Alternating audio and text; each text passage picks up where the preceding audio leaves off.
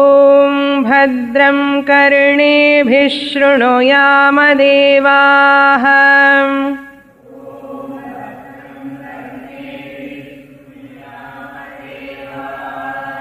భద్రం పశ్యేమాక్షభిర్యజత్రాః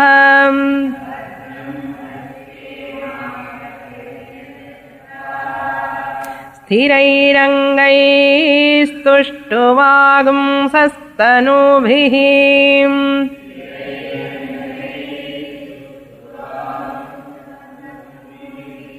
వ్యశేమ దేవహితం యదాయుః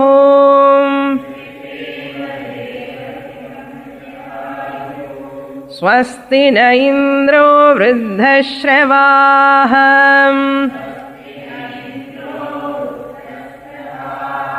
స్వస్తి నః పూషా విశ్వవేదాః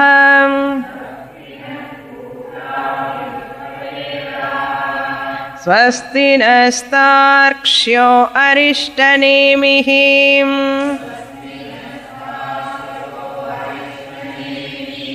స్వస్తి నో బృహస్పతిర్దదాతు ఓం శాంతి శాంతి శాంతిః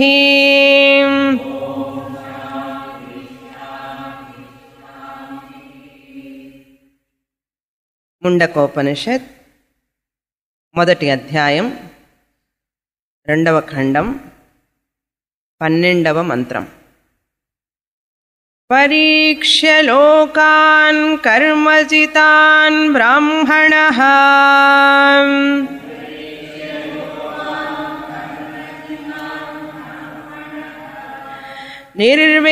నిర్వేదమాయాత్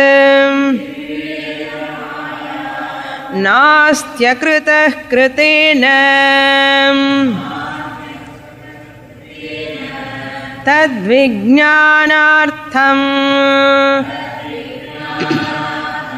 స గురుమేవాభిగచ్ఛేత్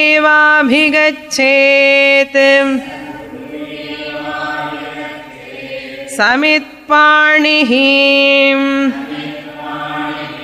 శ్రోత్రియం బ్రహ్మనిష్టం తస్మై స విద్వానుపసన్నాయ సమ్యక్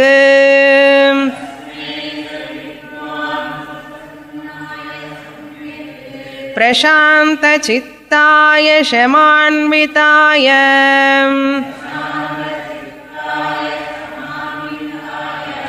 ఏనాక్షరం పురుషం వేద సత్యం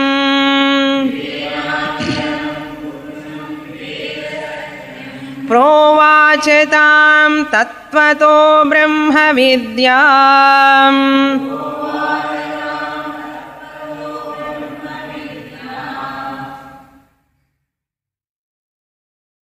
అంగిరసుడు తన శిష్యుడైనటువంటి శౌనక మహర్షికి అపరావిద్య పరావిద్య అనే 2 విద్యల గురించి బోధన చేస్తున్నారు. ఏది తెలుసుకుంటే అన్నీ తెలుసుకున్నట్లుగానే భావింపబడుతుందో అటువంటి విద్య నాకు కావాలి అని చెప్పి శౌనకుడు ప్రశ్నించాడు. మొదట కస్మిన్ను భగవో విజ్ఞాతే, హే భగవన్, ఓ గురు, కస్మిన్ను భగవో విజ్ఞాతే, ఏది తెలుసుకుంటే సర్వం విజ్ఞాతం భవతి, అన్నీ తెలిసినట్లుగా అవుతాయి, అది చెప్పవలసింది అన్నాడు. ఈ శాస్త్రం గురించి చెప్పండి, ఆ శాస్త్రం గురించి చెప్పండి అని అడగలే. నాకు జ్యోతిష్ శాస్త్రం గురించి చెప్పండి, లేకపోతే నక్షత్ర శాస్త్రం గురించి చెప్పండి, ఖగోళ శాస్త్రం గురించి చెప్పండి అని అడగలేదు. ఎంత తెలియగలవాడో చూడండి ఆ మహర్షి. ఏమని అడిగారు? ఏ శాస్త్రం తెలుసుకుంటే అన్ని శాస్త్రాలు తెలిసినట్లుగా అవుతుందో by knowing హుచ్ everything is as good as known అన్న. అంటే ఇంటెలిజెంట్ క్వశ్చన్.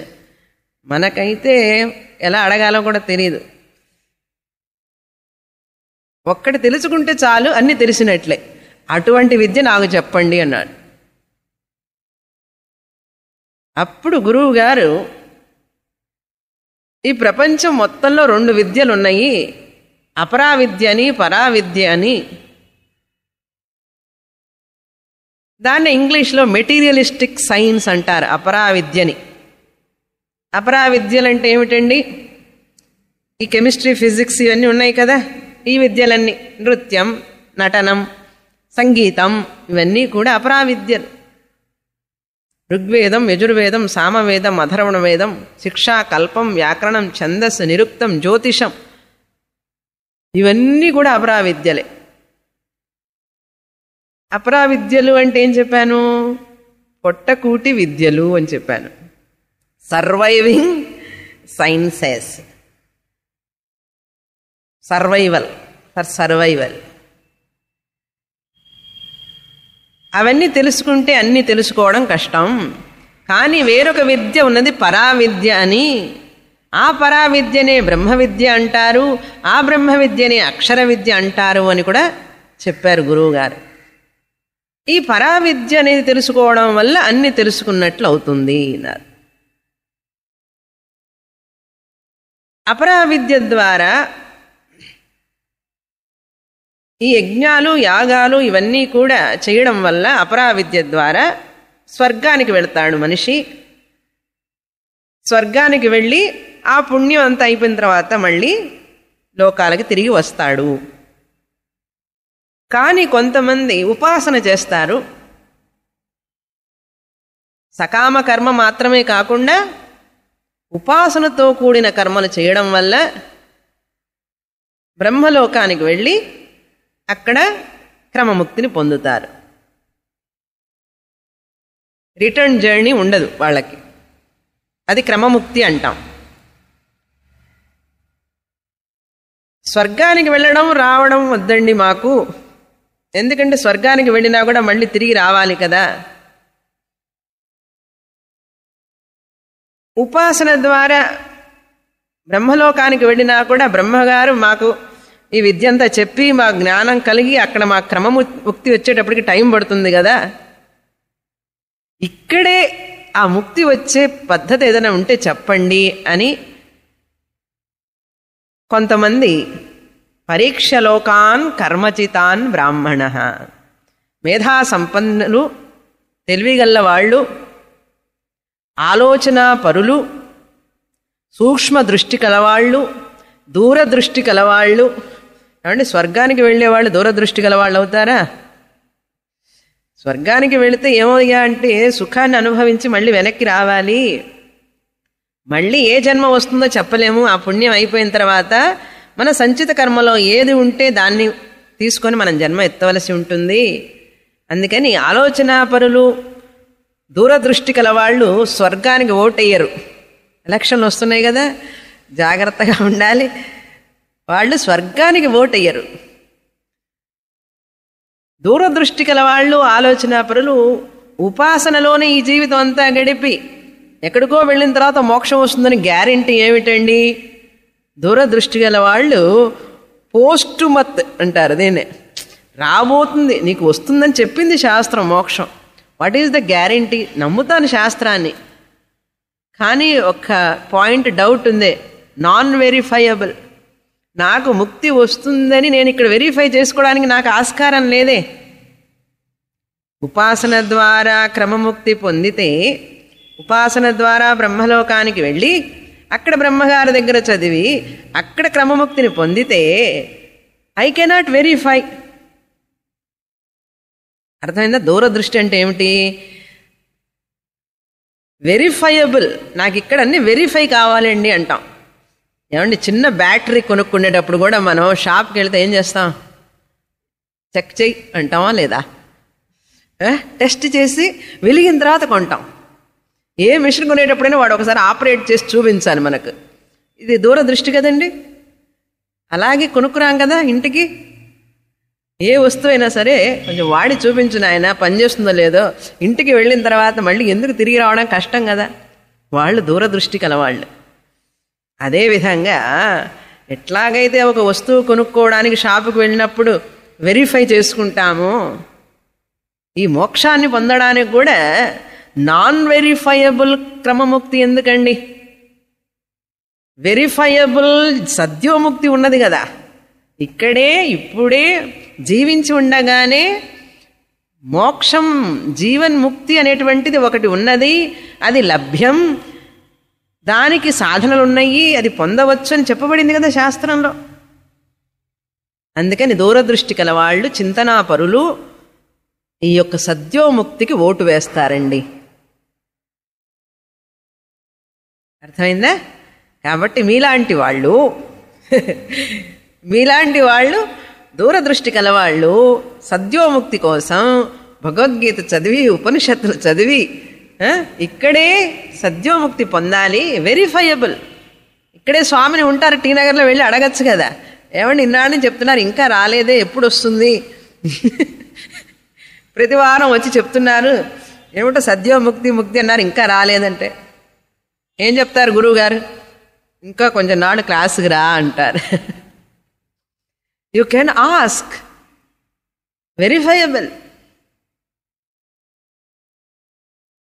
ఇలా ఎంతోమంది గురువులు, ఎంతోమంది శిష్యులకి ఈ వెరిఫైయబుల్ మోక్షాన్ని గురించి ఇక్కడ బోధించారు, వాళ్ళు పొందారు. It is a verifiable knowledge. మీరు ఆలోచించండి. ఇప్పుడు దురదృష్టి కలవాళ్ళు, అదే పరీక్షలోకాన్ కర్మచితాన్ బ్రాహ్మణ అంటే. అటువంటి శిష్యుడు గనక వస్తే గురువుగారు ఏం చేయాలి? నాకు సద్యోముక్తి కావాలండి, ఇక్కడే వెరిఫైయబుల్ మోక్ష ఐ వాంట్. ఏమండి మోక్ష అంటే ఏమి చెప్పాను? మధ్యలో ఒక వారం గ్యాప్ వచ్చింది కదా. మోక్షం అంటే లిబరేషన్ అంటారు. లిబరేషన్ అంటే మోక్షం. ఆత్మ జ్ఞానం. అసలు ఎందుకండి ఈ మోక్షం? మోక్షం అంటే ముచ్చు ధాతువు నుంచి వచ్చింది. ముచ్చు అంటే బయటపడటం. ముచ్చు బయటపడడం అంట. దేని నుంచి బయటపడడం? శోకం నుంచి, దుఃఖం నుంచి, బాధ నుంచి బయటపడటమే మోక్షం. ఆ మోక్షాన్ని లిబరేషన్ అంటారు ఇంగ్లీష్లో. ఆ లిబరేషన్ మోక్షాన్ని ఇంకా ఇంకొక వర్డ్ చెప్పాలంటే ఆత్మజ్ఞానం అంటారు. అర్థమైందా? మోక్షం అంటే ఆత్మజ్ఞానం, ఆత్మజ్ఞానం అంటే లిబరేషన్. ఈ ఆత్మజ్ఞానం అంటే ఏమిటి? జ్ఞానం అంటే నాలెడ్జ్, సెల్ఫ్ నాలెడ్జ్. దానికి ఏం చేస్తున్నాం? శాస్త్రం చదువుతున్నాం. శాస్త్రం చదవడం వల్ల ఏమొస్తుంది? అజ్ఞానం పోతుంది. శోకానికి, దుఃఖానికి, బాధకి కారణమైనటువంటి అజ్ఞానం పోయి ఆత్మజ్ఞానం రావడం వల్ల మనిషి ఆనందంగా ఉండగలుగుతాడు. ఇదే అండి పోయిన క్లాస్లో ఇంతవరకు చెప్పాను. తర్వాత ద్వితీయ ముండకం, రెండవది, సెకండ్ చాప్టర్లో మొదటి సెక్షన్లోకి రావాలి ఇప్పుడు మనం. ఇంతవరకు క్రిందటి క్లాస్లో చూసాం. అలా ఎవరైతే అడుగుతారో అటువంటి స్టూడెంట్కి, విద్యార్థికి గురువు గారు ఆ బ్రహ్మ విద్యని బోధించాలి. ఎలా బోధించాలి? సిస్టమేటిక్గా బోధించాలి. రాగానే నేను ఎలా బ్రహ్మాన్ని తెలుసుకుంటావని అడిగితే శిష్యుడు, నువ్వు బ్రహ్మానివేనయ్యా, నేను బ్రహ్మాన్ని అని చెప్పి మెడిటేషన్ చెయ్యి ఇంటికి వెళ్ళి అని అనకూడదు. సోహం సోహం సోహం అని చెప్పి ధ్యానం చెయ్యి అని చెప్పారనుకోండి గురువుగారు. అంటే ఏమిటి తెలుసా? సోహం అంటే సహా ఆ బ్రహ్మం, అహం నేను, ఆ బ్రహ్మాన్ని నేనే అని చెప్పి ధ్యానం చెయ్యి అని చెప్తే ఎలా ఉంటుందండి? ఒకవేళ అలా చెప్పారనుకోండి గురువుగారు, ఇంటికి వెళ్ళి ఈ శిష్యుడు ధ్యానం చేస్తాడు. ఏమని? సోహం సోహం సోహం అని చేస్తూ చేస్తూ శోకం శోకం శోకంకి వెళ్ళిపోతాడు. ఎందుకంటే ఎందుకు చెప్పాను ఈ ఉదాహరణ తెలుసా? చాలామంది చేస్తున్నారు ధ్యానం అట్లా, సోహం సోహం అని చెప్పి ధ్యానం చేస్తున్నారు. సో అంటే సహ, సహ అంటే ఆ అతడు అని అర్థం. అతడు ఎవరండి అసలు? ఎవరు అతడు? అతడు నేనే. ఈ నేనంటే ఎవరు అసలు? ఇది తెలుసుకోకుండా సోహం సోహం అని ధ్యానం చేస్తే ఏమి లభిస్తుందండి? ఏమీ లభించదు. అంతకుముందు మెడిటేషన్ చేయడం లేదు, ఇప్పుడు ఇగ్నరెంట్లీ మెడిటేటింగ్, దట్స్ ఆల్. అజ్ఞానంతో ధ్యానం చేయడం లేదు, ఇప్పుడు అజ్ఞానంతో ధ్యానం చేస్తున్నాడు, అంతే తేడా. అందుకని ధ్యానం చేస్తే మోక్షం రాదండి, ధ్యానం చేస్తే ఆత్మజ్ఞానం రాదు. శాస్త్రం చదవడం వల్ల జ్ఞానం వస్తుంది అన్నారు. అందుకని శాస్త్రం ఏం చెప్పింది? తస్మై స విద్వాన్ ఉపసన్నాయ సమ్యక్. 13వ మంత్రంలో చూసాము ఏమని? ఎవరైతే విధిపూర్వకంగా భక్తి శ్రద్ధలతో గురువు గారి దగ్గరికి వెళ్ళి నాకు ఈ బ్రహ్మ విద్య నేర్పండి అని అడుగుతారో, ఆ రెండిటికి ఓటు వేయకుండా సద్యోముక్తికి ఓటు వేయాలని చెప్పి ఎవరైతే వస్తారో అటువంటి విద్యార్థికి గురువుగారు ఎటువంటి విద్యార్థి అయి ఉంటాడండి? ఆ విద్యార్థి ప్రశాంత చిత్తుడై ఉంటాడు, మనస్సు నిశ్చలమైనటువంటి, కామక్రోధాలు లేనటువంటి, ఈర్ష్య అసూయలు లేనటువంటి, విశాలమైన మనసు కలిగి నిర్మలమైన మనసు కలిగినటువంటి విద్యార్థి. ప్రశాంత చిత్తాయ శమాన్వితాయ. అటువంటి విద్యార్థికి ఏ అక్షరాన్నైతే తెలుసుకుంటే అన్నీ తెలిసినట్లవుతాయో అటువంటి విద్యని గురువుగారు బోధించాలి. ఒకరోజు కాదు, 2 రోజులు కాదు, 3 రోజులు కాదు, 3 సంవత్సరాలు కాదు, అర్థమయ్యే వరకు బోధించాలి. గురువుగారు బోధిస్తూనే ఉండాలి, శిష్యుడు వింటూ ఉండాలి. వింటూ ఉన్నప్పుడు ఏమవుతుంది? ఏ గురు అర్థమైంది, అర్థమైందని చెప్పి నమస్కారం చేసి వెళ్ళొచ్చు. అలా అర్థమయ్యే వరకు గురువు చెప్తూనే ఉండాలండి, శిష్యుడు వింటూనే ఉండాలి. అర్థమైందా? అందుకని ఎంతకాలం వినాలి, ఎంతకాలం చెప్పాలి గురువు అనేటటువంటిది ప్రశ్న ఎప్పుడు వస్తుంది? శిష్యుడికి ఎప్పుడు అర్థమవుతుందో తెలియదు. గురువుగారు చెప్పుకుంటూ పోతారు శాస్త్రం, శిష్యుడికి అర్థమవుతుంది. ఏ శిష్యుడికి అర్థమవుతుందండి? ఎవరైతే నియమంగా తరగతులకి హాజరవుతారో వాళ్ళకి అర్థమవుతుంది.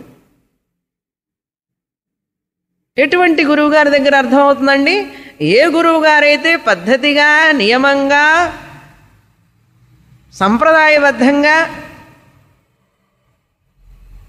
పద్ధతిగా చెప్తారో ఆ గురువుగారి దగ్గర. ఇవి 2 ఉండాలండి. ఆ అర్హత కలిగి ఉండాలి, ఇట్లా చెప్పే గురువు ఉండాలి. ఈ 2 లేకుండా ఎందులో ఒక లోపం ఉన్నప్పటికీ కూడా ఈ జ్ఞానం సంభవించదు. ఒకటి గుర్తుపెట్టుకోండి, కొంచెం కొంచెంగా విని అక్కడక్కడ విన్నా కూడా జ్ఞానం రాదు. గురువు గారు కూడా పైన చెప్పుకుంటూ పోతుంటే ఈ స్టూడెంట్స్కి పాపం ఇంతదేమో అర్థమవుతుందిలే, చాలా కష్టంగా ఉంది, పైన కథలు చెప్పుకుంటూ కాస్త జోక్స్ చెప్తూ వెళదాం అనుకున్నారనుకోండి గురువు గారు, సపోజ్, ఆ విద్యార్థికి మోక్షం రాదు. అందుకని గురువు గారు ఏం చేయాలి? ఆ శిష్యుడికి ఈ యొక్క పద్ధతి సంప్రదాయం అర్థమయ్యేటట్లుగా తయారు చేయాలి. తయారు చేస్తూ చెప్పాలి, ఇది పద్ధతి నాయన, ఇలా చదవాలి, ఇలా చదివితే కానీ అర్థం కాదు అని చెప్పి తయారు చేయాలి ఆ శిష్యుడిని. అందుకని గురువులో కూడా ఆ పటిష్టమైనటువంటి ఒక పట్టుదల ఉండాలి, ఆ గురువు గారికి కూడా పట్టుదల ఉండాలి. అందుకని నా దగ్గరికి వచ్చే శిష్యులు జీవన్ముక్తి పొందడానికే వస్తారు ఇక్కడికి, వాళ్ళు తప్పకుండా జీవన్ముక్తి పొందుతారు అనే ఉద్దేశంతో బోధించాలండి గురువుగారు కూడా.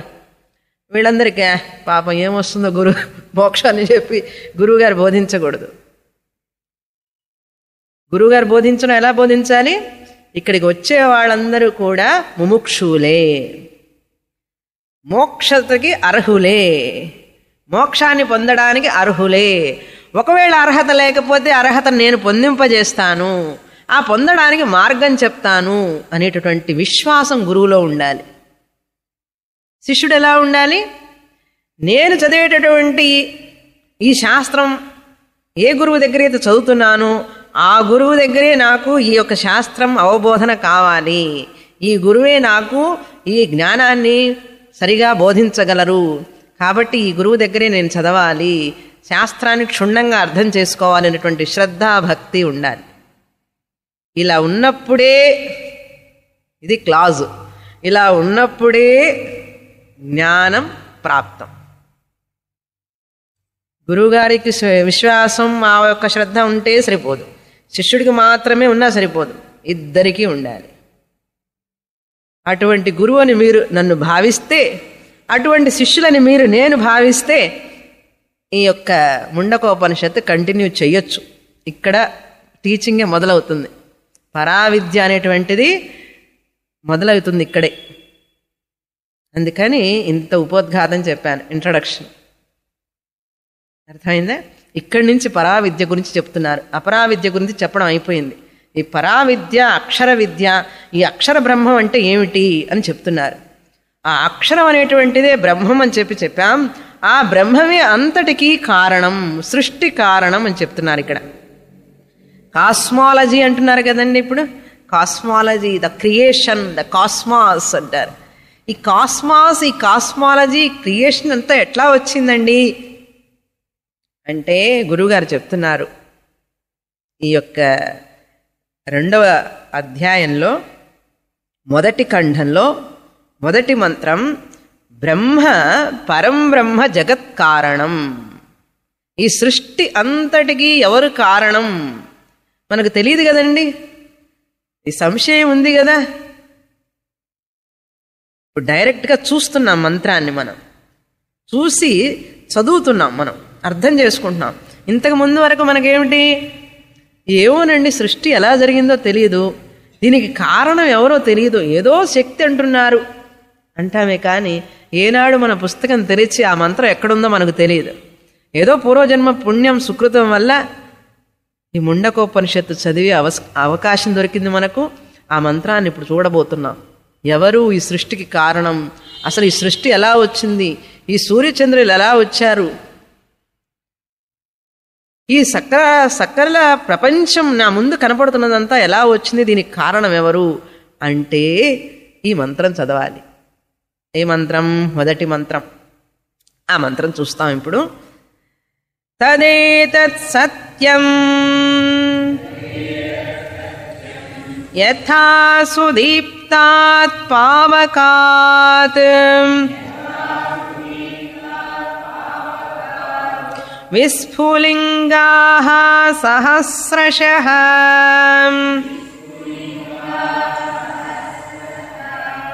ప్రభవంతే సరూపాః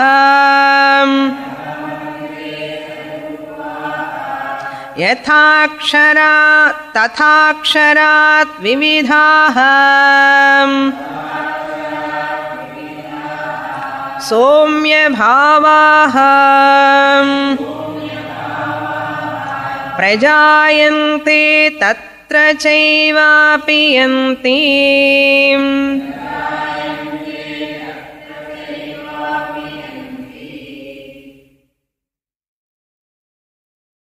తత్ ఏతత్ సత్యం.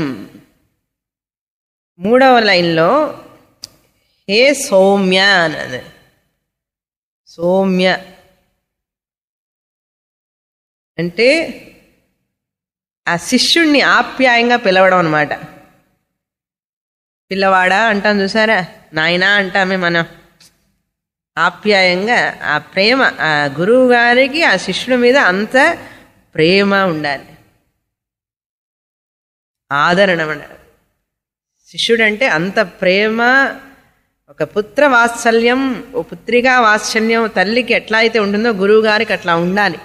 అందుకని అంగిరసుడు సౌనకుణ్ణి ఎట్లా పిలుస్తున్నారు, హే సౌమ్య, మై డియర్ చైల్డ్ అని, మై డియర్ సన్ అని.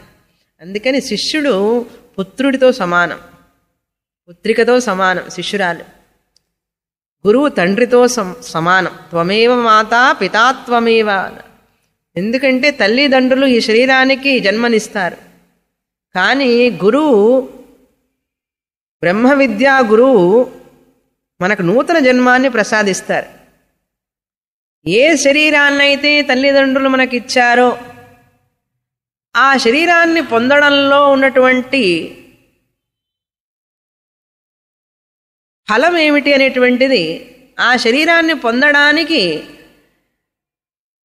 దాని యొక్క పరమ గమ్యం ఏమిటి, పరమ పురుషార్థం ఏమిటి అనేటువంటిది బ్రహ్మ విద్య గురువే చెప్పేది మనకు, తల్లిదండ్రి కాదు. ఒకవేళ తల్లిదండ్రి జ్ఞానులైతే చెప్పచ్చు, సహజంగా తక్కువ అది. అందుకని గురువే మనకు ఇంకొక జన్మనిచ్చేది. బ్రహ్మ విద్యా గురువే మనకు మరొక జన్మని, నిజమైన జన్మనిచ్చేది. అందుకని హే సౌమ్య అని పిలుస్తున్నారు. ఎందుకంటే ఇటువంటి జ్ఞానాన్ని పొందడానికి వచ్చావే, నువ్వు ఎంత అదృష్టవంతుడివి అనేటువంటి ఒక ఆప్యాయత శిష్యుడి మీద గురువు గారికి. హే సౌమ్య తద్ ఏతత్ సత్యం. ఏతత్ అంటే ఈ అని అర్థం, ఇటువంటి. తత్ అంటే ఆ అని అర్థం, ఆ ఈ అని అర్థం. ఆ ఈ అంటే ఏమిటి, అటువంటిదైనటువంటి బ్రహ్మం, ఈ బ్రహ్మం సత్యం అని అర్థం. సత్యం అంటే ట్రూత్ అని అర్థం, పరమ సత్యం. ఇక్కడ సత్యం అంటే ఏమిటండి, వెనక మంత్రం చూడండి. ఇంతకుముందు ఖండంలో మొదటి మంత్రంలో అక్కడ కూడా సత్యం అనే వాక్యం ఉపయోగింపబడింది. తదేతత్ సత్యం మంత్రేషు కర్మాణి కవయః. మొదటి మంత్రంలో, ఫస్ట్ చాప్టర్లో సెకండ్ సెక్షన్లో మొదటి మంత్రం. తదేతత్ సత్యం మంత్రేషు కర్మాణి కవయః కనపడిందా? అక్కడ సత్యం అని చెప్పారు. ఏమిటి, ఈ కర్మలు చేయడం, ఈ కర్మ వల్ల వచ్చే ఫలం అంతా కూడా సత్యమే అన్నారు. మళ్ళీ ఇక్కడ సత్యం అని చెప్తున్నారు. అంటే ఏమిటి, ఆ సత్యం అనేటువంటిది కర్మ చేయడం, కర్మ వల్ల వచ్చే స్వర్గఫలం, ఆ క్రమముక్తి, ఇవన్నీ కూడా స్వర్గఫలం చెప్పారు కదండి, అది సత్యం అని చెప్పారు కదా. వ్యావహారిక సత్యం, నాట్ పారమార్థిక సత్యం, not absolute truth, truth only but figuratively అన్నారు.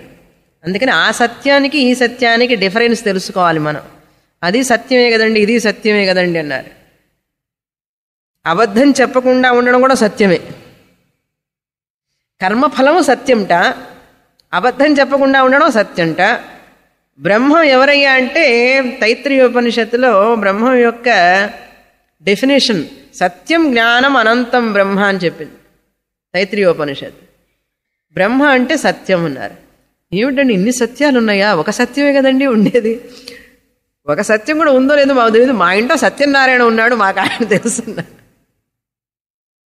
మా ఇంట్లో సత్యం అనే అబ్బాయి ఉన్నాడండి, సత్యం సత్యం అని పిలుస్తుంటాం, ఇన్ని సత్యాలు ఉన్నాయని మాకు తెలియదండి అన్నారు.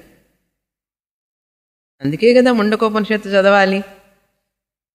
సత్యం అంటే మనం మాట్లాడేది, అబద్ధం చెప్పకుండా ఉండడం అనేటువంటి సత్యం, అది రిలేటివ్. కర్మఫలం, స్వర్గం, ఇవన్నీ చెప్పిన సత్యం వేరే సత్యం, నాట్ పర్మనెంట్ సత్యమే. ఏంటంటే కర్మఫలం వస్తుంది, ఆ కర్మఫలం ద్వారా స్వర్గానికి వెళతావు, మంచి పుణ్యం చేసుకుంటే అనేటువంటిది సత్యం, శాస్త్ర ప్రమాణం. ఇది సత్యమే, నేను చెప్పింది అబద్ధం కాదు అని అర్థం. ఇక్కడ సత్యం అంటే బ్రహ్మ, పారమార్థిక సత్యం. ఇంకా అర్థం కావాలంటే పారమార్థిక సత్యం అంటే ఏమిటండి, ఏదైతే అన్ని కాలాల్లో ఉంటుందో, భూతకాలంలో ఉన్నదో, భవిష్యత్ కాలంలోనూ ఉంటుంది, వర్తమాన కాలంలోనూ ఉన్నది, అది సత్యం అంటే ఇక్కడ. అది పారమార్థిక సత్యం, అది ఉద్దేశం ఇక్కడ. ఇప్పుడు నేను చెప్పబోయే సత్యం ఏమి సత్యం, త్రికాలే అపి తిష్టతి యత్ తత్ సత్యం. ఏదైతే 3 కాలాల్లో ఉంటుందో అది సత్యం అన్నారు. ఏది ఉంటుందండి 3 కాలాల్లో? స్వర్గం ఉంటుందా? పరబ్రహ్మం, కాన్షియస్నెస్ అంటాం, చైతన్యం అంటాం, ఆత్మ అంటాం. 3 కాలాల్లోనూ ఉండేటటువంటిది అర్థం. అది సత్యం అంటే. అర్థమైంది కదా.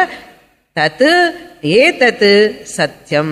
నేను చెప్పేది పరమసత్యం అండి అంటాం, అన్ని అబద్ధాలే. చెప్పడానికి పరమసత్యం అంటుంటాం. అసలు పరమసత్యం అంటే ఏమిటో తెలియదు. పరమసత్యం అంటే బ్రహ్మన్. ఆ పరమసత్యం బ్రహ్మ ఏమిటిట? ఈ పరమసత్యం బ్రహ్మ అర్థం కావడం కష్టం నీకు నాయన. నేను అర్థమయ్యేటట్లుగా చిన్న ఉదాహరణ చెప్పి నీకు చెప్తాను. జగత్ కారణం తటస్థ లక్షణం చెప్తున్నారు ఇక్కడ. స్వరూప లక్షణం అర్థం కావడం మొదట్లో కష్టం. డైరెక్ట్ మీనింగ్ ఆఫ్ బ్రహ్మన్ ఎత్తదద్రేషం అగ్రాహ్యం అగోత్రం అవర్ణం అచక్షుస్తోత్రం తదపాణిపాదం. ఎక్కడ చూసాము మంత్రం? అబ్బా పర్వాలేదు, ఈ పుస్తకంలోనే ముండకోపనిషత్తులో బ్రహ్మ లక్షణం అని చెప్పాను కదా, స్వరూప లక్షణం అది. ఈ మంత్రంలో తటస్థ లక్షణం చెప్తున్నారు. తటస్థ లక్షణం అంటే ఏమిటి? ఇండైరెక్ట్ మీనింగ్ అనమాట. ఎందుకంటే అర్థం కావాలి కదా. ఏం చెప్తున్నారంటే అది చెప్పిన తర్వాత మీకు మంత్రం మీనింగ్ చెప్తాను. ఒక అగ్ని జ్వాల మండుతున్నదనుకోండి, అగ్ని బాగా మంటలు వస్తున్నప్పుడు ఆ మంటల్లో నుంచి నిప్పురవ్వలు వస్తాయి. నిప్పురవ్వలు వస్తాయి కదా. ఇప్పుడు ఎక్కడ చూడటం కష్టం. నిప్పురవ్వలు అగ్ని అంతా కూడా ఎక్కడన్నా ఎవరైనా హోమం చేస్తుంటే చూడాల్సిందే. వెనకటి రోజుల్లో కట్టెల పొయ్యితో వంట చేసేవాళ్ళు కాబట్టి చూస్తుంటే రవ్వలు వస్తూ ఉండేవి. ఆ ఉదాహరణ చెప్తున్నారు గురువుగారు. ఎలాగైతే మంటలు లేస్తున్నప్పుడు ఆ మంటల్లో నుంచి నిప్పురవ్వలు వస్తాయో, ఆ మంటల్లో నుంచి నిప్పురవ్వలు వస్తాయో, ఈ నిప్పురవ్వలు వచ్చిన నిప్పురవ్వలు దీన్ని ఏమంటారంటే కార్యం అంటారు. ఈ నిప్పురవ్వలకు కారణం ఏమిటండి? ఈ మంటలు, ఈ అగ్ని. కాబట్టి కారణం కార్యం. ఈ నిప్పురవ్వలు ఏ రంగులో ఉంటాయి? నిప్పు ఏ రంగులో ఉంటుందో, అగ్ని ఏ రంగులో అయితే ఉంటుందో ఆ రంగులో ఉంటాయి. మొదటి లక్షణం. ఇవి చల్లగా ఉంటాయా వేడిగా ఉంటాయండి నిప్పురవ్వలు? మీద చాలాసార్లు పడి ఉంటుంది. భోగి మంటలు వేసినప్పుడు తెలుస్తుంది. నిప్పురవ్వలు మన మీద పడినప్పుడు కాలుతుంది కూడా, వేడిగా ఉంటుంది. అంటే ఏమిటి? ఈ నిప్పురవ్వలు కార్యమైనటువంటి నిప్పురవ్వలు వేడిగా ఉన్నాయంటే దానికి కారణం వేడి స్వరూపం అనండి, ఉష్ణత స్వరూపం. కాబట్టి అగ్ని ఉష్ణంగా ఉంది, నిప్పురవ్వలు ఉష్ణంగా ఉన్నాయి. అగ్ని ఎరుపు రంగులో ఉంది, నిప్పురవ్వలు కూడా ఎరుపు రంగులో ఉన్నాయి. అగ్ని ప్రకాశంగా ఉంది, నిప్పురవ్వలు ఎట్లా ఉంటాయి? ప్రకాశంగా ఉంటాయి. చూసారా? కాబట్టి కార్యం అనేటువంటిది, ప్రోడక్ట్ అనేటువంటిది ఎప్పుడు కారణం యొక్క లక్షణాలు కలిగి ఉంటుంది కదా. కారణం లక్షణాలు కలిగి ఉంటుంది. ఇది అర్థం కాకపోతే మైసూర్ పాకులో పంచదార వేస్తే తీయగా ఉంటుంది కదండి. కారణం ఏమిటి? పంచదార. మైసూర్ పాకులో స్వీట్నెస్ ఎట్లా వచ్చిందండి? ప్రోడక్ట్. కారణం ఉంది కదండి పంచదార, అందుకని స్వీట్నెస్ వచ్చిందన్నారు. మైసూర్ పాకు బిట్టర్గా ఉంటుందండి, ఉగాది పచ్చడిలాగా ఉండదు కదా. కారణ గుణాః కార్యే అనువర్తంతే అన్నారు. శనగపిండితో మైసూరుపాకు చేస్తే మైదాపిండి రుచి వస్తుందా, శనగపిండి రుచి వస్తుందా? శనగపిండి రుచే వస్తుంది. శనగపిండితో బజ్జీలు చేస్తే గోధుమ పిండి రుచి వస్తుందా, శనగపిండి రుచి వస్తుందండి? శనగపిండి రుచే వస్తుంది. కారణ గుణాః కార్యే అనువర్తంతే. కారణంలో ఏ గుణాలైతే ఉన్నాయో, ఏ రుచి వాసన రంగు ఉన్నాయో అదే కార్యంలో కూడా బజ్జీ మైసూరుపాకులో కూడా వస్తాయి. కార్యం అంటే ఏమిటండి? బజ్జీ మైసూరుపాకు. ఇది చెప్తే బాగా అర్థమవుతుందని చెప్పారు. ఉపనిషత్తులో బజ్జీలు మైసూరుపాకులు చెప్పరు. ఉపనిషత్తులో ఏం చెప్తుందంటే అగ్ని నిప్పురవ్వలు. నిప్పురవ్వలు కార్యం, ప్రోడక్ట్. అగ్ని అనేటువంటిది కారణం. అదేవిధంగా దృష్టాంతం అర్థమైంది కదా. అదేవిధంగా ఈ అక్షర బ్రహ్మం నుంచి ఈ సృష్టి అంతా వచ్చింది అన్నారు. ఈ అక్షర బ్రహ్మం నుంచి ఈ సృష్టి అంతా కూడా, అంటే సృష్టి అంతా అంటే ఏమిటి? ఇన్క్లూడింగ్ దిస్ బాడీ, ఈ చరాచర ప్రపంచం, ఈ జీవరాశులన్నీ కూడా, కొండలు, చెట్లు, చేమలు, నదులు, సూర్యుడు, చంద్రుడు, ఇవన్నీ కూడా వచ్చినాయి. దేని నుంచి వచ్చినాయండి? ఈ అక్షర బ్రహ్మ నుంచి వచ్చినాయి అని చెప్తున్నారు ఇక్కడ. ఇప్పుడు మంత్రం చూద్దాం. సుదీప్తాత్ పావకాత్, సుదీప్తమైనటువంటి అంటే బాగా ప్రజ్వరిల్లుతున్నటువంటి, జాజ్వల్యమానంగా ఉన్నటువంటి, సుదీప్తాత్ పావకాత్ అంటే అగ్ని నుంచి, అగ్ని నుండి అని అర్థం. యథా అంటే ఎలాగైతే, జ్వలిస్తున్నటువంటి అగ్ని నుంచి విస్ఫులింగాః సహస్రశః ప్రభవంతే సరూపాః. విస్ఫులింగాః, విస్ఫులింగాః అంటే స్పార్క్స్ అంటాం ఇంగ్లీష్లో, నిప్పురవ్వలని అర్థం.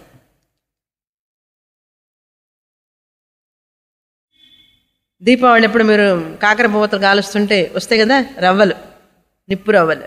దగ్గరికి వెళ్ళవాక నిప్పు రవ్వలు పడతాయి అంటాం కదా. దీన్నే విస్ఫులింగాః అంటారు సంస్కృతంలో. ఒకటే రెండండి? సహస్రశః. ఎన్ని నిప్పు రవ్వలు వస్తాయి లెక్క పెట్టగలరా మీరు? కౌంట్లెస్, కౌంట్ చేయలేరు మీరు. అన్ని నిప్పు, సహస్రశ అంటే వేల సంఖ్యలో వస్తాయి. సహస్రశ ఎటువంటివి వస్తాయండి? స్వరూపాః, అదే వేడి, అదే ఉష్ణత, అదే రంగు, అదే ప్రకాశం కలిగినటువంటి, అది స్వరూపాః అంటే. అర్థమైందే? స్వరూపాః అంటే ఏమిటి? అదే రూపం, అదే వేడి, అదే ప్రకాశత, అలాగే వస్తాయి. స్వరూపాః విస్ఫులింగాః సహస్రశః ప్రభవంతే, ఉద్భవిస్తాయిట అగ్నిలో నుంచి. అగ్నిలో నుంచి ఈ నిప్పు రవ్వలన్నీ ఉద్భవిస్తాయి. కాబట్టి ఈసారి ఎక్కడెక్కడ అగ్ని చూసి నిప్పు రవ్వలు వస్తే మీకేం గుర్తు రావాలి? ముండకోపనిషత్తు గుర్తు రావాలి. ముండకోపనిషత్తు గుర్తు రాగానే ఏం గుర్తు రావాలి? బ్రహ్మ జగత్కారణం అనేటువంటిది గుర్తు రావాలి. ఎగ్జాంపుల్స్ కూడా మనకు అందుబాటులో ఉన్నటువంటిది, మనకు అనుభవంలో ఉన్నటువంటి ఎగ్జాంపుల్ చూసారా? ఇది లక్షణం. తటస్థ లక్షణం అంటే ఏమిటి? ఈ విధంగా అని అర్థం. ఈ విధంగా అన్నారు. దీన్నే సంప్రదాయం అంటారు. సంప్రదాయం అంటే ఏమిటి? ట్రెడిషన్ అంటే ఏమిటి? ఫలానా వాడి ఇంటికి వెళ్ళాలి అంటే, అదిగో ఆ ఇంటికి వెళ్ళు అంటే, ఆ ఇల్లు అంటే ఏ ఇల్లు అండి అని అడుగుతాం కదా. ఆ ఇల్లు అంటే అక్కడ 10 ఇళ్ళు ఉన్నాయి. ఏ ఇల్లు? ఆ కాకి వాలి ఉన్నదే, కాకి, నల్ల కాకి కూర్చొని ఉందే, ఆ ఇంటికి వెళ్ళు అన్నాడు. ఇంటి లక్షణం ఏం చెప్పే ఆ ఇంటికి వెళ్ళవయ్యా అంటే, ఆ కాకి ఉన్నది చూసావు, ఆ ఇంటికి వెళ్ళు అన్న. అది తటస్థ లక్షణం అంటే. తటే తిష్టతి అన్నది. అందుకని ఆ ఇంటికి వెళ్ళు అంటే ఏమిటి? ఆ కాకి వారిన ఇంటికి వెళ్ళు అని అర్థం అవ్వడం కోసమే కదండి చెప్పారు. అదేవిధంగా ఈ బ్రహ్మం కూడా తథా, అదేవిధంగా అక్షరాత్. అక్షరాత్ అంటే ఈలనవాకండి. అక్షరం అంటే ఇక్కడ పరంబ్రహ్మ, చైతన్యం, ఆత్మ. అక్షరాత్ అంటే పంచమీ విభక్తి. ఆ యొక్క అక్షర బ్రహ్మం నుండి అని అర్థం. విభక్తులు జ్ఞాపకం పెట్టుకోవాలి. పంచమీ విభక్తి ఏమిటి? నుండి అనే దాని నుండి అని అర్థం. అక్షరాత్ వివిధాః భావాః. భావాః అంటే జీవరాశులు. ఈ జీవులన్నీ కూడా మనం చూస్తున్న చరాచర ప్రపంచం, కదిలేటటువంటివి, కదలనటువంటివి, ప్రాణం ఉన్నటువంటివి, లేనటువంటివి అన్నీ కూడా మన ముందున్నాయి. అన్నీ కూడా భావాః వివిధాః. ఎన్ని రకాలండి? ఒక మనిషికి పోలిక లేదు. ఎక్కడో ట్విన్స్ ఉన్నా కూడా వాళ్ళకి కూడా భేదం ఉంటుంది. ఒకే చెట్టుకు పూలు పూస్తాయి, అన్ని పూలు ఒక రకంగా ఉంటాయా? ఉండవు. ఒకే చెట్టుకు కాయలు కాస్తాయి, అన్ని కాయలు ఒకే రకంగా ఉంటాయా? ఉండవు. దాన్నే వివిధాః అన్నారు. రకరకాలైనటువంటి అని అర్థం. వివిధాః భావాః ప్రజాయంతే. జాయంతే అంటే పుట్టినై అని అర్థం. ప్రజాయంతే అంటే చాలా బాగా అని అర్థం, అభివృద్ధి అనమాట. అంటే డౌట్లెస్గా చెప్పడం అనమాట. ప్రజాయంతే అంటే దాని నుంచి వచ్చినాయి అని, బ్రహ్మం నుంచి వచ్చినాయండి. ఎక్కడికి వెళతాయి ఇవన్నీ అంటే తత్ర ఏవ అపియంతి అన్నారు. తత్ర ఏవ చ అపియంతి అని. యంతి అంటే వెళతాయి అని, అందులోకే వెళతాయి అని. ఎలాగైతే అగ్నిలో నుండి నిప్పురవ్వలు వచ్చినాయి, ఎక్కడికి వెళతాయండి అవి? మళ్ళీ అగ్నిలోనే కలిసిపోతాయి కదా, అగ్నిలోకి కలిసిపోతాయి. అగ్నిలో నుంచి వస్తున్నాయి, అగ్నిలోకే వెళ్ళిపోతాయి. అదేవిధంగా అక్షరం బ్రహ్మం నుంచి సృష్టి వచ్చింది, లయకాలంలో అక్షరం బ్రహ్మంలోకే వెళ్ళిపోతుంది. తత్ర ఏవ, ఆ బ్రహ్మం నుండి ఆ అక్షరంలోకే, ఆ అక్షరంలో నుంచి వచ్చినాయి ఆ అక్షరంలోకే వెళ్ళిపోతాయి. తత్ర ఏవచ అపి యంతి, చైవాపి యంతి అంటే ఎలా విభజించాలి? చ ఏవ అపి యంతి, ఎందులో నుంచి వచ్చినాయో ఈ జీవరాశులన్నీ కూడా అందులోకే వెళ్ళిపోతాయి అని అర్థం. కాబట్టి ఇక్కడ ఇందాక స్వరూపాహ అంటే చెప్పాను కదా, ఆ ఉష్ణత, ఆ ప్రకాశం, ఆ వేడి అవన్నీ చెప్పాను కదా, ఆ ప్రకాశత అగ్ని నిప్పురవలకి. మరి ఇక్కడ ఏమిటండి స్వరూపాహ అంటే? ఈ బ్రహ్మం నుంచి వచ్చినటువంటి జీవరాశులన్నీ కూడా మరి ఆ అక్షరం బ్రహ్మ లక్షణాలు కలిగి ఉండాలి కదా. ఏమిటి ఆ లక్షణాలు అంటే? చేతనత్వం, చైతన్యం, చైతన్యం అన్నమాట. నిత్యం, ఆ చైతన్యం ఎలాగైతే నిత్యంగా ఉంటుందో దాన్నేమో చైతన్యం అన్నాం. ఎప్పుడైతే జీవరాశుల్లోకి వచ్చిందో ఆ చైతన్యాన్ని ఏమని పిలుస్తాం? జీవా అని పిలుస్తాం. ఆ అక్షర బ్రహ్మాన్ని అయితే పరమాత్మ అంటాం. ఎప్పుడైతే ఆ అక్షర పరబ్రహ్మం నుంచి ఇవన్నీ వచ్చినాయో వీటినన్నిటి ఏమన్నా? జీవా అన్నాం. మరి రాసులు ఎందుకండి అన్నారు. రాసులు అంటే కుప్ప, ఎ గ్రూప్ అని అర్థం. ఎ గ్రూప్ ఆఫ్ జీవాస్ అన్నారు. అందుకని జీవ రాశి అన్నాం. ఈ జీవరాశులన్నీ కూడా, ఈ జీవ అనేటువంటిది ఇప్పుడు ఏంటి చెప్పండి? ఆ అక్షర బ్రహ్మానికే మరొక పేరు.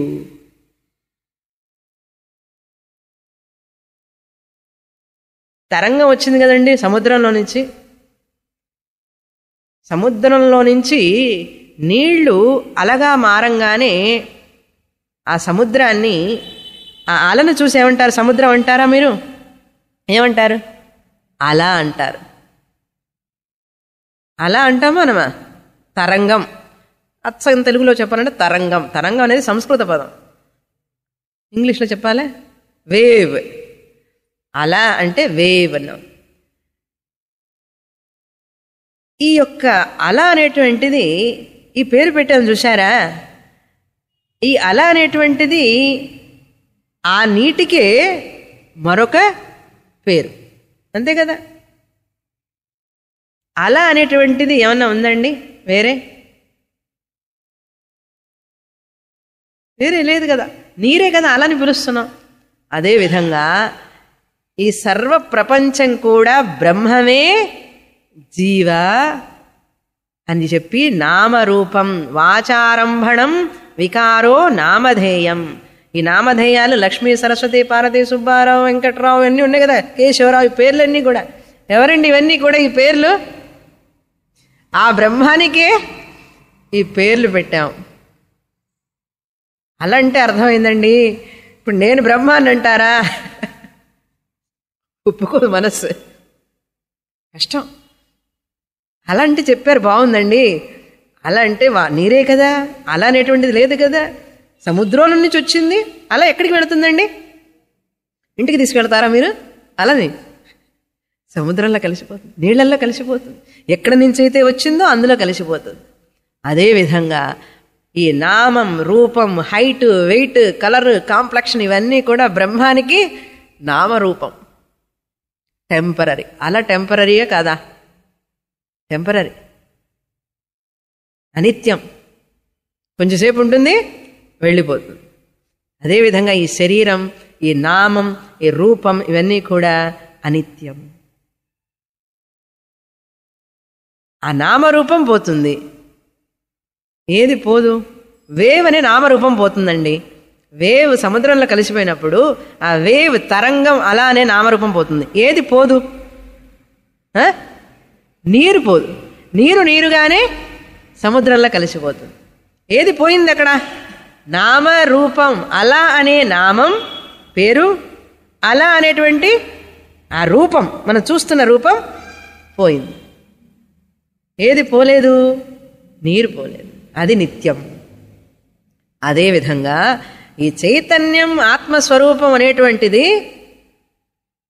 ఆ బ్రహ్మంలోనే కలిసిపోతుంది. ఏది పోతుంది? ఈ నామ రూప భూమిలో కలిసిపోతుంది. ఈ శరీరం ఈ భూమిలో కలిసిపోతుంది. సూక్ష్మ శరీరం కలిసిపోతుంది. అన్నీ కలిసిపోతాయి, కానీ ఆత్మ రిమైన్. అది మంత్రం యొక్క సారాంశం. తర్వాత మంత్రం చాలా ఎక్కడెక్కడైతే బ్రహ్మ లక్షణం చెప్పబడుతుందో, బ్రహ్మని గురించి వర్ణన జరుగుతుందో అవన్నీ కూడా ముఖ్యమైన మంత్రాలు. ఇక దాన్ని ఎలాబరేట్ చేస్తున్నారు ఇప్పుడు మిగతా మంత్రాల్లో. రెండవ మంత్రం దివ్యో హ్యమూర్తః పురుషః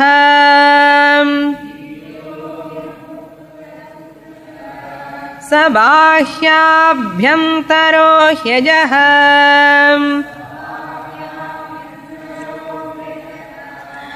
అప్రాణో హ్యమనా శుభ్రః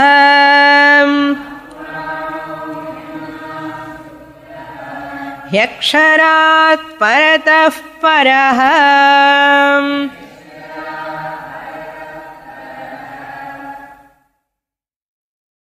ఆ బ్రహ్మానికి ఇప్పుడు స్వరూప లక్షణం చెప్తున్నారు. ఇందాక చెప్పింది తటస్థ లక్షణం. ఎలాగైతే అగ్నిలో నుంచి నిప్పురవ్వలు వస్తాయో అలాగే బ్రహ్మంలో నుంచి ఈ సర్వ ప్రపంచం పుడుతుంది, ఆ బ్రహ్మంలోనే కలిసిపోతుంది అని చెప్పారు. అది తటస్థ లక్షణం. ఇప్పుడు డైరెక్ట్గా చెప్తున్నారు బ్రహ్మం యొక్క లక్షణం ఏమిటి అంటే దివ్య అన్నారు. ఆ అక్షరం బ్రహ్మ దివ్య అమూర్త పురుష బాహ్య అభ్యంతర అజః అప్రాణ అమనః శుభ్ర అక్షరాత్ పరతః పరః. ఇన్ని లక్షణాలు. ఎవరి లక్షణాలండి ఇవన్నీ? అలా చిన్నదిగా ఉందండి, పెద్దదిగా ఉందండి, అలా చాలా ఎత్తు లేచిందండి, చాలా క్రిందిగా పోతుందండి, అలా చాలాసేపు ఉందండి. ఈ లక్షణాలన్నీ మనం మాట్లాడుతున్నవన్నీ నిజంగా ఎవరికి సంబంధించినవండి? నీళ్లకి సంబంధించి.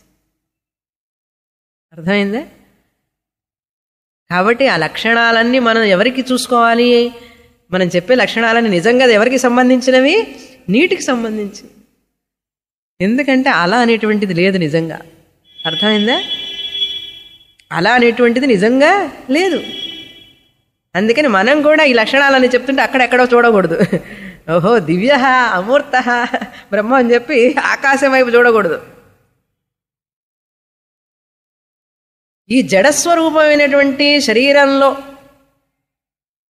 లభిస్తున్నటువంటి ఏ చైతన్య స్వరూపమైతే ఉన్నదో అది నా నిజస్వరూపం.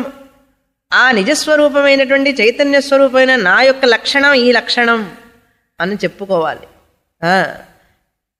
లేకపోతే ఆయన బ్రహ్మం అండి, దివ్యం, అమూర్తం, అజహ, నేను మాత్రం miserable house wife, house holder అని అనుకుంటాం. దానివల్ల మనకేంటి ప్రయోజనం? అందుకని ఇది స్వరూప లక్షణం అంటాం. చూడండి మంత్రం. దివ్య అంటే దివ్యతి, ప్రకాశతి ఇది దివ్య అంటే ఏదైతే ప్రకాశిస్తుందో అక్షరం బ్రహ్మకి మరొక పేరు ఏమిటంటే దివ్య. లైట్, జ్యోతి అంటారు చూసారా? అందుకే పాటలు పాడేటప్పుడు మంత్రాలు చదివేటప్పుడు జ్యోతి స్వరూప అంటాం, నిత్యమంగళ జ్యోతి అంటాం. ఎందుకంటే ఆ దివ్య జ్యోతి స్వరూపాన్ని జ్ఞాపకం చేసుకోవడం కోసం ఇవన్నీ మనకు చెప్పారు. అంటే అక్షరం బ్రహ్మ జ్యోతిలాగా ప్రకాశిస్తుందా అండి? మా ఇంట్లో దీపారాధన చేస్తాం కదా, జ్యోతి వస్తుంది. అట్లాగే ఈ అక్షరం బ్రహ్మ కూడా అట్లాగే జ్యోతిలాగా కనపడుతుందా? బుర్ర కదా, మనిషి బుర్ర ఎన్ని ఎక్స్టెండ్ చేస్తుంది ఎగ్జాంపుల్స్ని. దివ్య అంటే ప్రకాశించేటటువంటిది. ప్రకాశించడం అనగానే ఒక లైట్ మనకు జ్ఞాపకం వస్తుంది. అలా కాదు.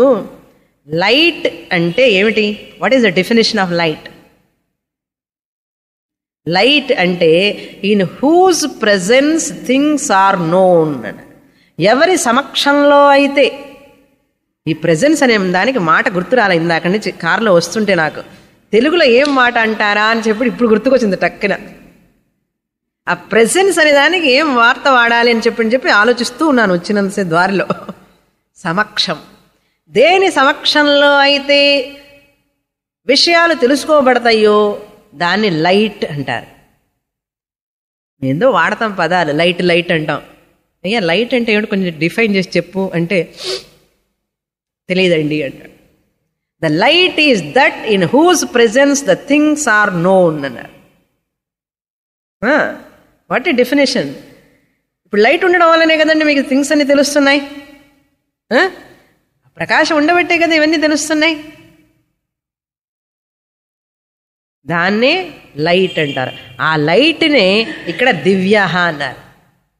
అలాగైతే in whose presence things are known, దేని సమక్షంలో అయితే అన్ని వస్తువులు తెలుస్తాయో అది లైట్ అయితే, అక్షరం బ్రహ్మకి ఎందుకు లైట్ అని పేరు పెట్టారండి అన్నారు. అది దాన్ని చెప్పబోతున్నాం ఇప్పుడు. ఈ అక్షరం బ్రహ్మ ద్వారానే ఈ ప్రపంచం అంతా కూడా తెలుసుకోబడుతున్నది. అది సంగతి.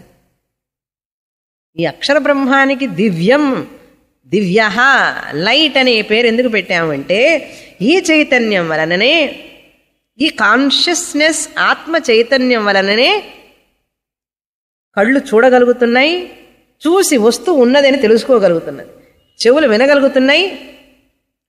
తమిళంలో ఒక పాట విన్నా పొద్దున, అరివిక్ అరివాయ్ అన్నా, కண்ணுக்கு கண்ணாய் காதுக்கு காதாய். என்ன இது பாருங்க, பாட்ட பாடுறாங்க எல்லாருமே.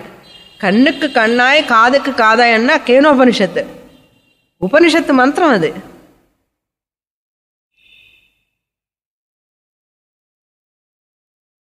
చక్షుష చక్షు, శ్రోత్రస్య శ్రోత్రం. ఈ ఉపనిషత్తుల తర్వాత చూస్తాం కేనోపనిషత్.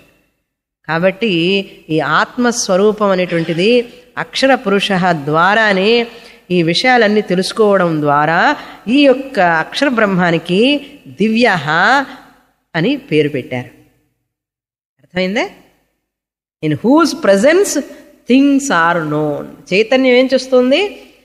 తన యొక్క చైతన్య స్వరూపాన్ని ఈ మనసుకిచ్చి, మనస్సు కళ్ళకిచ్చి, కళ్ళ ద్వారా చూసి ఇది మైక్ అండి, ఇది డెస్క్ అండి, ఇది లైట్ అండి, ఇది హాల్ అండి.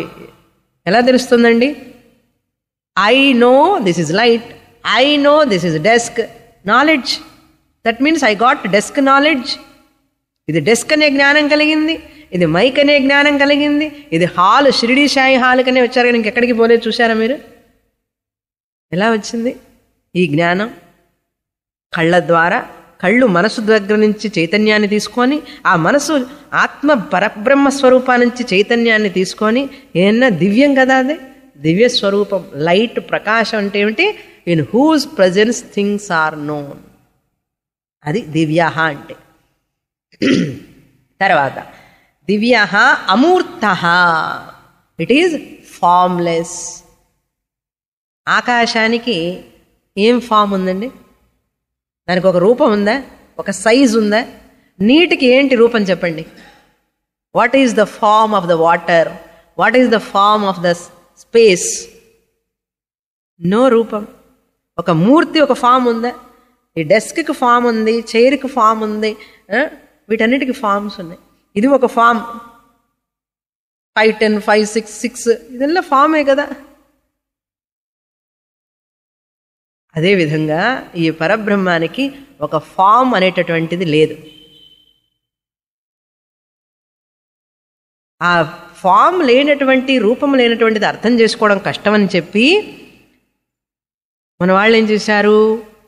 రామ, కృష్ణ అని చెప్పి నామం, పేరు పెట్టి, రూపం ఇచ్చి, ఆ యొక్క పరబ్రహ్మాన్ని, రూపం లేనటువంటి పరబ్రహ్మాన్ని ఈ రూపం మాత్రమే చూడగలిగినటువంటి ఈ కళ్ళ ద్వారా తెలుసుకోవడం కష్టం. అందుకని ఈ రూపంలో ఆ రూపం లేనటువంటి పరబ్రహ్మాన్ని పూజించు, నమస్కరించు అని చెప్పారు. అది రామ అంటే, కృష్ణ అంటే. దాన్నే రామ కృష్ణ, ఆ పరబ్రహ్మాన్నే ఈ రాముడి కృష్ణుడిలో చూసుకో అన్నారు. ఇలా చూసుకోకుండా రాముడు కృష్ణుడని పేరు పెట్టి ఇస్తే కొట్టుకుంటున్నారే వీళ్ళందరూ. వినాయక చవితి అంటే కొట్టుకుంటారు, రామనవమి అంటే కొట్టుకుంటారు. ఇదెక్కడి గొడవ అండి? ఆ రూపం లేనటువంటి పరబ్రహ్మాన్ని అర్థం చేసుకోవడం కష్టం రా నీకు. చక్కగా నీకు అర్థమయ్యేటట్లుగా ఆజానుబాహుడు నీలమేఘశ్యాముడైనటువంటి ఆ కృష్ణుడిని రాముడిని నీకు ఇస్తాను, పూజ చేసుకో ఆనందంగా అంటే తలకాయలే నరుక్కుంటున్నారు. ఇంతకంటే ఘోరం ఇంకేదైనా ఉందా ప్రపంచంలో? ఇటువంటి ఘోరాలు మరి జరగకూడదు. జరగకూడదు అంటే ఏం చేయాలండి? మనం కూడా కత్తులు పట్టుకుని వెళదాం రోడ్డు మీదకి అన్నారు. అక్కర్లేదు, శాస్త్రం చదవాలి. శాస్త్రం చదవాలి, ప్రతి ఒక్కళ్ళు శాస్త్రం చదవాలి.